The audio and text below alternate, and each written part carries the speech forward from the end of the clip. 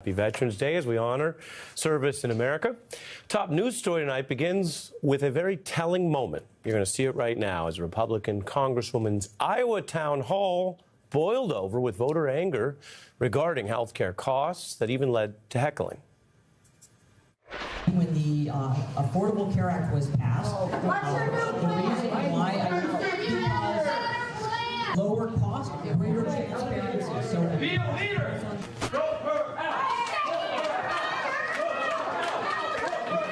On the Affordable Care Act or the Unaffordable Care Act, there was no change. What's your plan? It's minimal number of people. It is. How much are rates going to go up? How much?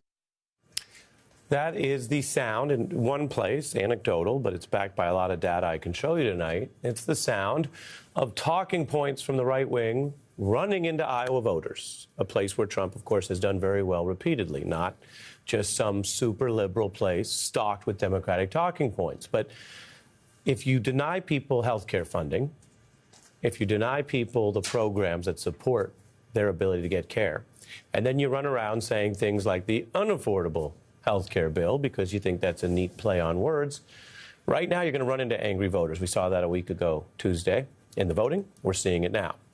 And Americans are clear on this issue. 66% say Trump has fallen short or broken his vows on the key campaign promise to bring down costs. Over 70% say they know their grocery costs have gone up, just like utilities. Most blame Trump. I'm going to leave this up for a second. When you see the 59% blame Trump, by definition, that includes people who voted for Trump. They were hoping for better. They might have liked what he said last year, but they blame him here on planet Earth in reality land because he's done very little to bring down the prices. He doesn't even hold events or talk about it, let alone do anything about it. We know this is part of the anger that drove the Dem sweep. I have more on that coming up tonight. As for what people are going through, and this is the shift in the polling you can see, Trump now in the Biden land of where Biden was when he was ultimately deemed a kind of a failed president at the end or drove out of the race by his own Democratic Party. Well, that's where Trump is. Trump may have a better knack for social media. He may have a voice that's a little louder and stronger. The SNL impression may be a little different. But when it comes to how people feel about them, well, Mr. President, early in your term, welcome to Biden year 4 land. It's not pretty. Here's where the public is in their own words. I work 2 jobs right now, and I feel like I can't even afford, what I'm trying to pay for. Look at the price I paid for this just a year ago. Welcome to that just don't make sense spending money on. The price of beef is wow. These grocery store prices got me thinking Thanksgiving about to be spaghetti. The way that groceries are grocerying, the way that gas prices are gassing. $3.50 a gallon? Bruh. I don't know if I'll be able to survive this. Real people feeling priced out of their lives, even holiday spending. They're acutely aware that these are the problems Donald Trump vowed to fix on day one, only to start governing on a long list of other items, from the controversial White House demolition and renovation to publicly admitting an unlawful demand for revenge indictments to personally trying to pocket hundreds of millions of dollars from crypto to a plot to seize taxpayer money from the DOJ. If you listen only to Trump fans or some of what's discussed in sort of the MAGA media universe and podcasts, they'll say, nobody cares about this and nobody cares about that, and it's okay, and look what he, quote, gets away with. Well, he didn't get away with it on Tuesday, number one. That's just this week. And every week going forward until something changes or perhaps people don't see a better alternative. In politics, it's always what you have and what's the alternative. At least for the time being, Democrats from the far left to the center in Virginia seem to hold up one big message. Trump is a failure. He's also corrupt. We don't want kings in this country. And we will do what he is not. Focus like a laser on affordability and lower prices for you. Maybe throw in some health care while they're at it. Those are the messages. We know what voters picked on Tuesday. I want to get right to it and bring in New York Times contributing opinion writer Molly Jong-Fast and pollster Cornell Belcher, Democratic strategist who worked with Brilliant Corners Research and has worked for many Democratic campaigns. Welcome to both of you. Cornell, what do you see there in the sort of national mood? It's a dark period, Ari, and quite frankly, I've been looking back on data going back to 2008. Remember when we actually were in a full-out, recession, and many of the metrics and many of the attitudes that Americans have are very much in line to where we were when the economy completely collapsed and we were losing 100,000 jobs a week or so. And particularly with the middle of the electorate, Aria, you showed those numbers, but we like to pay a lot of attention to those independent voters. And in CNN's polling, it's even worse, where independent voters, 67% of independent voters say Trump's policies have made the economy worse. So it's not just that he's doing nothing, but right. They feel that his policies are actively making things worse. And I think that helps explain why voters aren't necessarily crazy and in love with Democrats, they still are preferring Democrats and breaking Democrats' way over Trump and Republicans right now. You mentioned the 08 crash. I mean, the Consumer Confidence Index is down around those levels, which, again, is striking because, as you point out, it shows that maybe it's a overall fatigue, having gone through COVID and the rebound and now have AI, job risks, and a lot of other things. Maybe it's all sort of congealed in a different way, but nobody thinks, as bad as it is, that we are in the financial crash of 08, at least not yet, not right now. But that tells you where the pain is, and politicians and the Republicans who run the White House and the Congress can underestimate that at their peril. James Carville is known as a pollster with, or a campaign operative with less hair than you, but more experience. So, take it or leave it. Depends what you want, what you prize. This is how he summed it up briefly last night. I understand this was about affordability. It was a big issue, and, it was the economy's stupid. But I think corruption and cruelty also had a lot to do with this. I think there was just a revulsion. Yeah. But I think people saw the gratuitous cruelty. Where does that factor in? No, I think that's absolutely right. I think we could oversimplify, and us in the media, we tend to oversimplify things as though there's only one variable at play. But clearly underlying, look, both Spanberger and Terrell ran up scores among minority voters that I haven't seen since Obama, and I didn't think a Democrat would do. And we had tremendous turnout.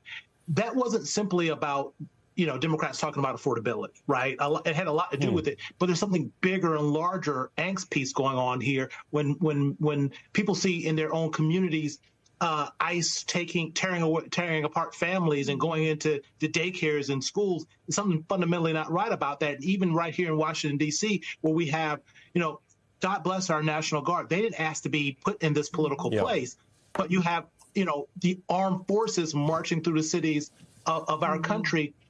There's more here than just affordability. There's a bit wet blanket thrown over America, and it's about a lot of different things, about the very nature of America right now, not just the cost of things.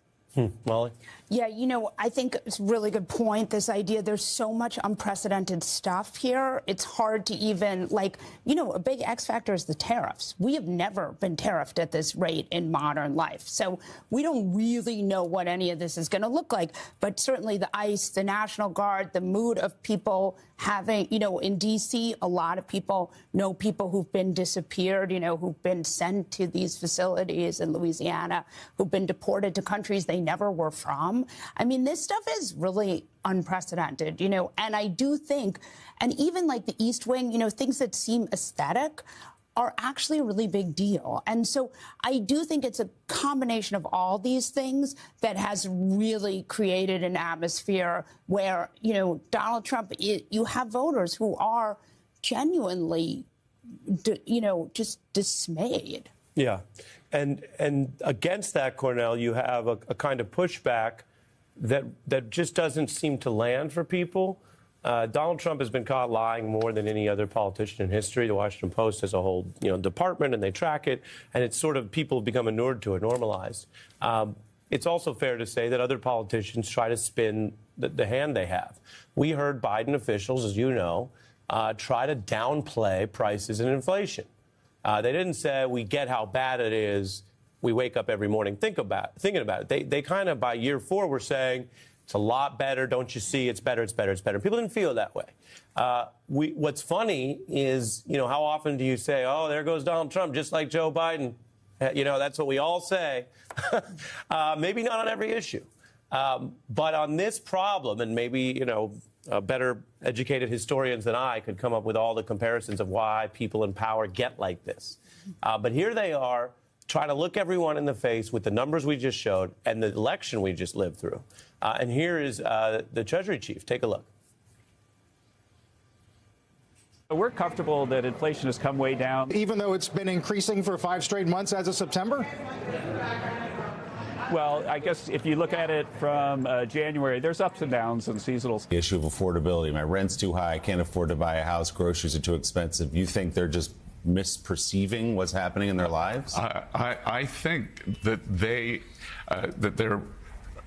that we inherited an affordability crisis. We inherited a mess. It was the worst inflation 40 or 50 years. Cornell, you can give a grade on that messaging.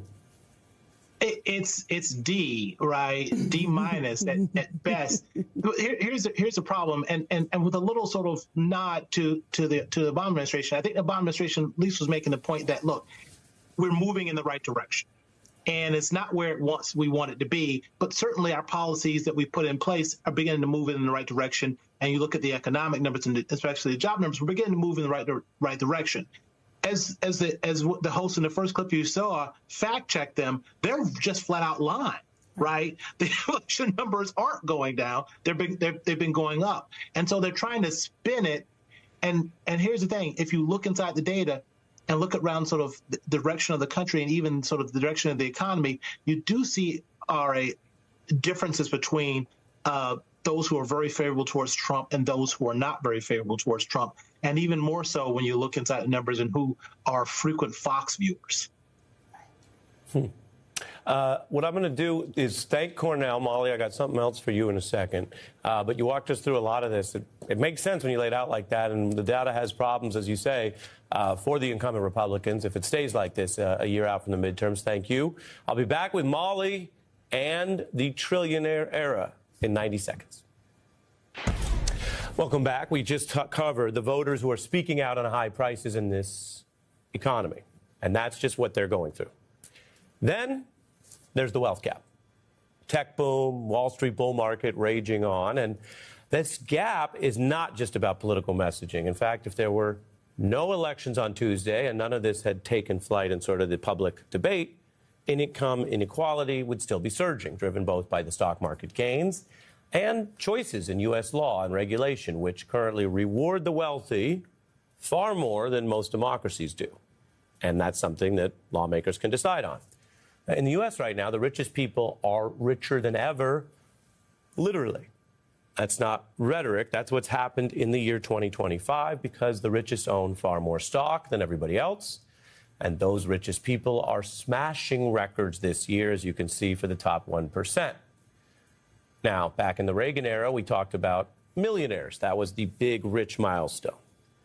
Tonight, I can tell you that in a sign of capitalism in some kind of overdrive, the controversial new Tesla payment plan puts Elon Musk on a path to become the world's first trillionaire with a T.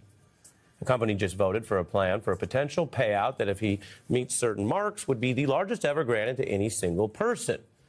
Keep in mind that Tesla, which has been lauded as a good company in certain ways, well, they pay the regular workers about $50,000 a year. This kind of wealth makes Musk more rich and powerful than entire countries. If he hits the mark, $1 trillion is larger than the whole economy, GDP of Poland or of Argentina or of Sweden. I mean, it's wild. There's very few ways we can really try to use words to encapsulate what it means for Tesla to tell Elon Musk he can become a trillionaire. Here's how he reacted to the vote from his company stockholders. Thanks, guys. First of all, I'd like to just give a heartfelt thanks to everyone who supported the shareholder votes. I super appreciate it. He super appreciates it. Now, this is happening, and again, we sometimes are so focused in news and political news on the elections and then what's driving them, but all of this is happening anyway. It's happening even if Elon Musk was not Donald Trump's buddy, even if he didn't take a rightward turn. This is the macro economy. And so while you have a political conversation about messaging, affordability, and ideology, and some saying, well, Democrats shouldn't go too far left and all that, and there's nuance in all of that because not every city or country is going to tax the same way.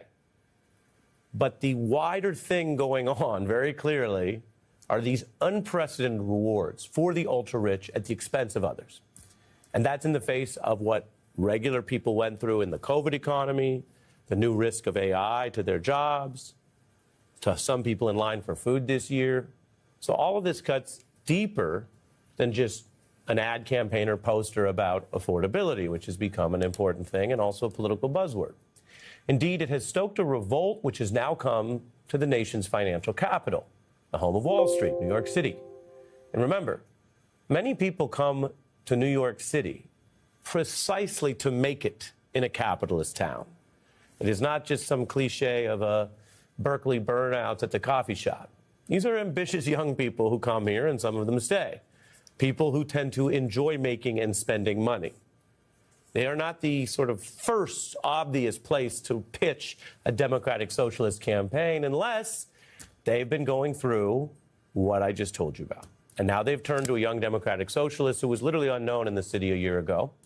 When Zoran Mamdani faces pushback on taxing millionaires, he insists they can still afford just 2% more, as he told us in our election eve interview. I continue to think that having the top 1% of New York City, who are making more than $1 million a year, having them pay 2% more for an economic agenda that would transform every New Yorker's life, including their own, is something that is worthwhile. Back with Molly, we turn to that because it's so much broader than any one election.